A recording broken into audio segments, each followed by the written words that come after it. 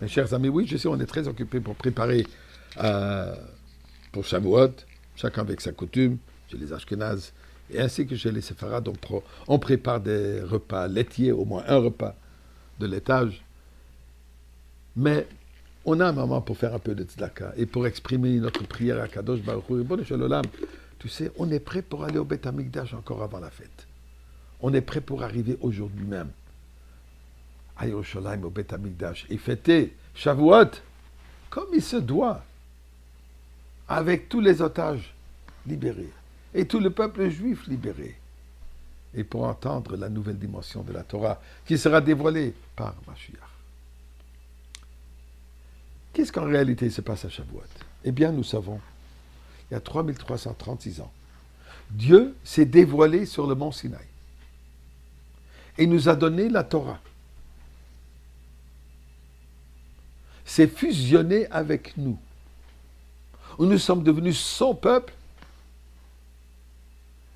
qu'il nous a choisi pour le servir et pour être la lumière pour les nations, pour amener le message divin à l'humanité entière. Mais là, il y a quelque chose de particulier qui est arrivé. On est venu en retard. Un peu typique juif. Vous dites en anglais Jewish Standard Time. Jamais à l'heure. Dieu est présent, il nous attend. Et il y a marqué qu'il a attendu jusqu'au dernier arrivé pour finalement donner la Torah. Pourquoi? Puisque telle que la Torah, elle est parfaite seulement s'il n'y a aucune lettre qui manque.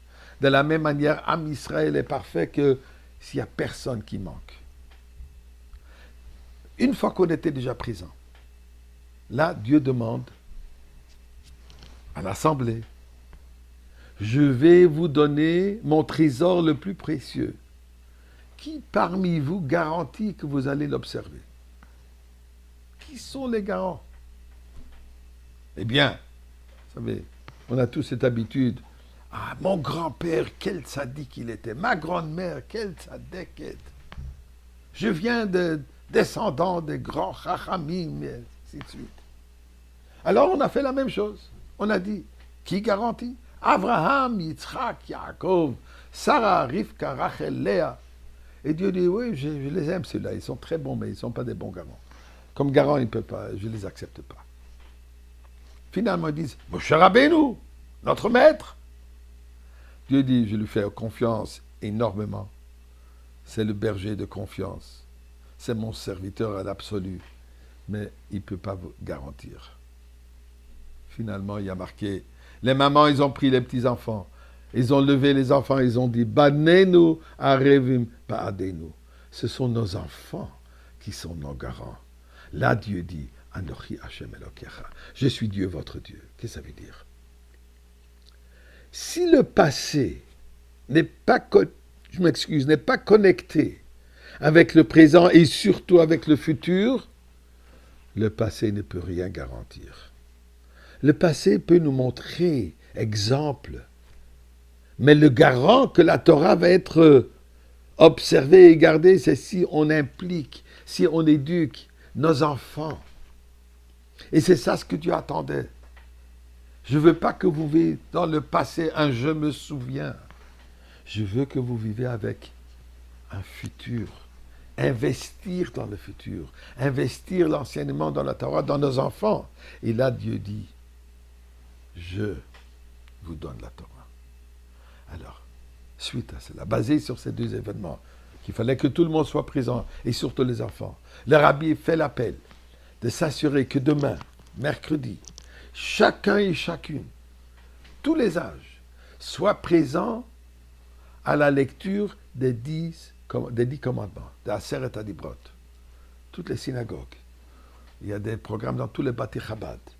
Il y a partout où vous pouvez rentrer pour assurer, même si vous n'êtes pas là pour toute la prière, je vous encourage bien sûr d'être là, mais même sinon, au moins, minimum, soyez présents et encouragez vos voisins, vos connaissances, amenez toute la famille, soyez présents à la lecture des Aseret Adibrot.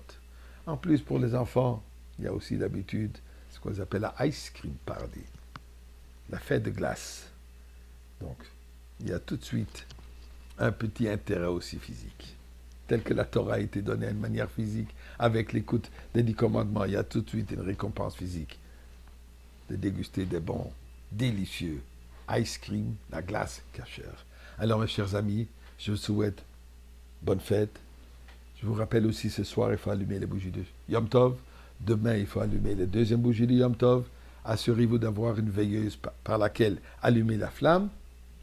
Et on se donne rendez-vous au Beth Amikdash pour entendre la lecture des 10 commandements dans sa différentes dimensions par Mashiach lui-même.